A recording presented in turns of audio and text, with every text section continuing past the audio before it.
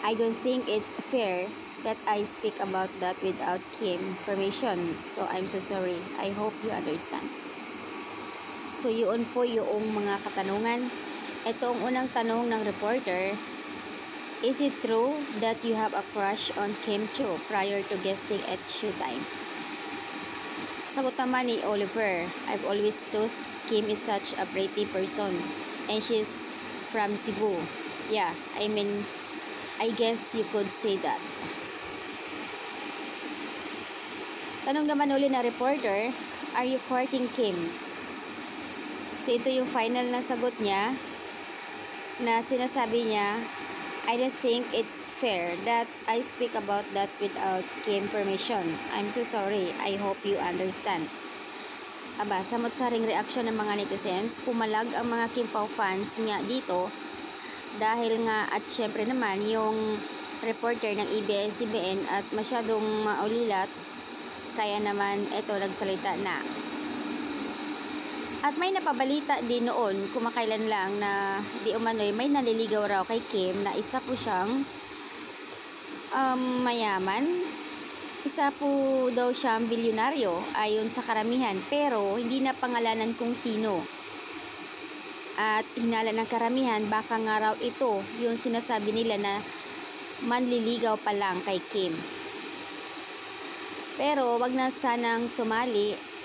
Nakakasira lang ng mga Kim Pao fans at syempre naman may inaabangan pa na movie ng Kim Pao. I think horror movie para sa kanila. So, ayan. Ang haba talaga ng hair ni Kim yan, no? So, very humble lang talaga si Kim kaya dami nagkagusto sa kanya. Pero dito pa rin ako panatag sa Kim Pao ayon sa comment.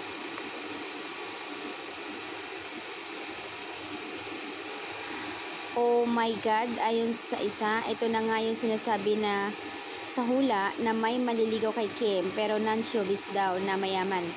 Totoo nga pala, alam nyo guys, di natin hawak or masasabi kung sino talagang pwede para kay Kim. Hindi pwedeng diktahan natin si Kim o yung puso niya, oo Kim Pao tayo. Pero hayaan din natin sumaya si Kim natin kung saan siya masaya. Doon tayo. Importante, hindi siya lulukuhin. Si Paulo naman still support pa rin tayo sa kanya kung sino talaga.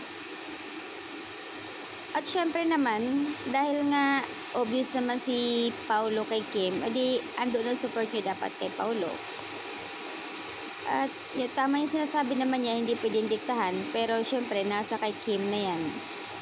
Ang alam lang lahat na talagang what you see is what you get, alam nyo na yan. Nakikita naman sa galawan ng dalawa na talagang himlay. Kaya sorry ka na lang daw, Oliver. Please don't push hard on a person to like another person because it gets annoying. Intrusion or privacy results. Let them be. Things will just happen if it will.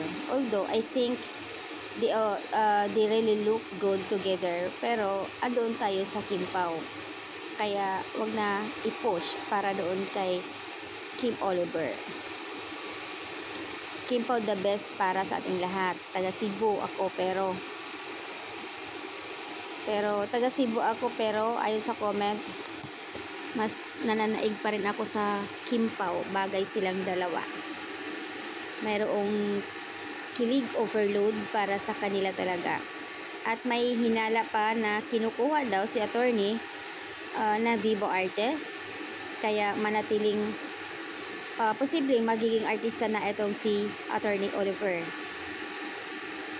At pabigla-bigla daw ito bumibisita sa Showtime na wala naman guest doon or perform. Basta na lang pupunta doon. Kaya nagugulat din ang mga co-host ni Kim Cho kung sinong pinuntahan niya doon. Wala lang daw, maybe, sabi niya. So, ayan guys, ayan na nga ang sinasabi ng iba na yan, pumutok na nga yung balita pero I hope na wag magpadala ng emotion para kay Oliver. Mananaig pa rin yung laban, panatag para sa Kim Pao.